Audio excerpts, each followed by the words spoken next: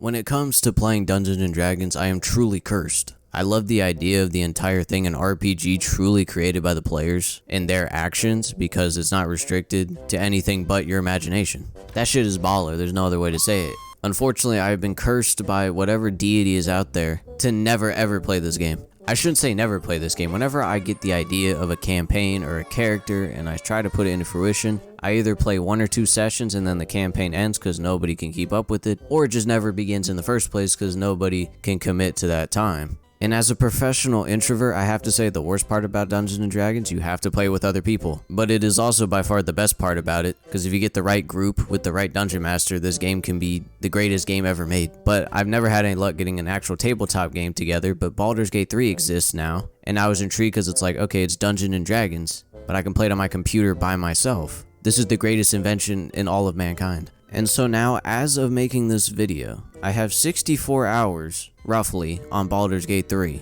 I have not made it past Act 1. And I have made roughly 10 characters, I think. And this is when I started to realize maybe the problem with Dungeons & Dragons wasn't the fact you had to play with other people. Maybe it's me, because this game is amazing, I'm never going to finish it. It all starts with character creation. This game has 12 classes, 46 subclasses, as well as the ability to multi-class. Jesus Christ. Wait, hold on, I'm not done yet. There's 11 races with 31 sub-races. Jesus Christ. But I'm not done there. This game has like at least 10 genitalia options. This one actually really doesn't do anything. It's just funny to see what a dragon man's penis looks like. And I love choice, goddammit, because the choice was taken away from me at a young age. And then you choose like backgrounds and shit for like extra skill proficiencies, your ability scores depending on what class you're playing, and there's just so much to choose from before you even start playing the actual game. And I had so many build ideas, I would just be sitting in the character creation menu looking like this.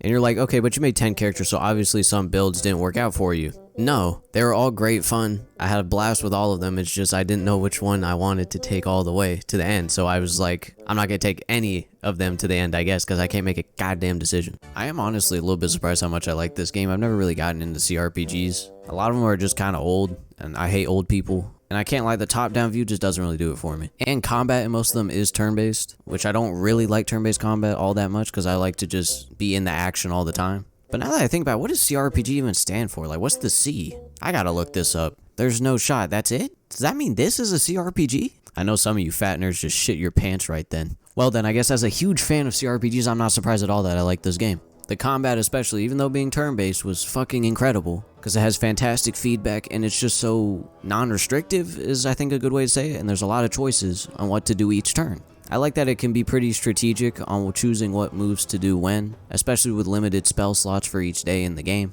and still not overwhelming you with a bunch of like calculus and math and bullshit like that. I'm just trying to kill goblins, not do my linear algebra homework. And obviously, since I'm not past Act 1 yet because I'm an idiot, this is definitely more of an impressions video, not a full review. I haven't gotten that far in the game, so I can't speak on everything. A lot of positives, really fun. I like that you can move everywhere. It's not like Hex style or anything. My only real complaint is that like rolling a critical miss or just missing in general, it's not like a fun kind of fail. It's like a rage-inducing, like that doesn't feel good. And obviously missing never feels good, but like compared to the actual game, like the tabletop game, where if you roll a 1, the DM can make it kind of cool, kind of funny. And this is just like you get big red text and you want to... Oh my fucking...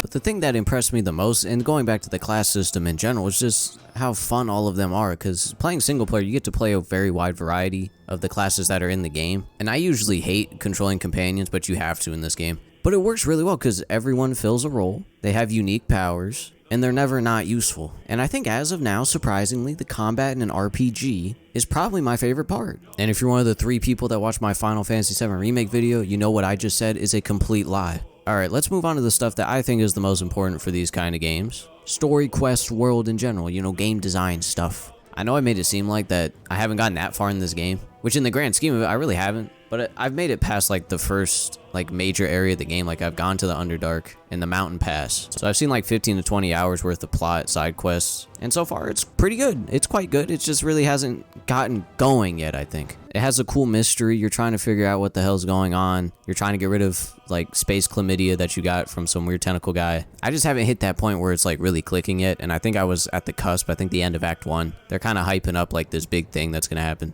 or like this area that you're gonna go to, and I just didn't get there. And I think that's where like the wow moment is waiting, because this game, my major complaint with the story so far is that it just hasn't had like a moment in it that's been like, god damn, that's crazy good. Like, it's like blown me away yet, that all the great RPGs have. And sometimes it takes a while to get to that moment. Mass Effect 1 is a perfect example. The first wow moment is Vermeer to the end. That's when the game really blows you away. That's like when it elevates itself to, this is a great game, to like, this is a legendary game. And I think Baldur's Gate is going to do that eventually when I get to that point. It's just, I don't know if I'm capable of getting to that point. I think the biggest compliment I can give to the story that I've played so far is that every time I have restarted, the multiple times, I have been compelled to get through the intro over and over again, because it's very well done, has great quests.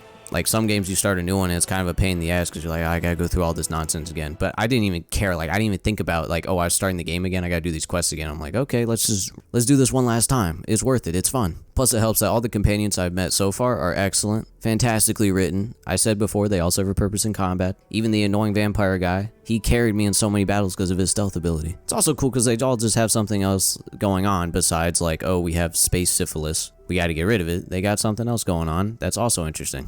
And they're also really aggressively horny for my character. So just be prepared in case you want to play this game. Unlike in real life, everyone who's around you will want to have sex with you. With that being said, I will let Karlach do unspeakable things to me.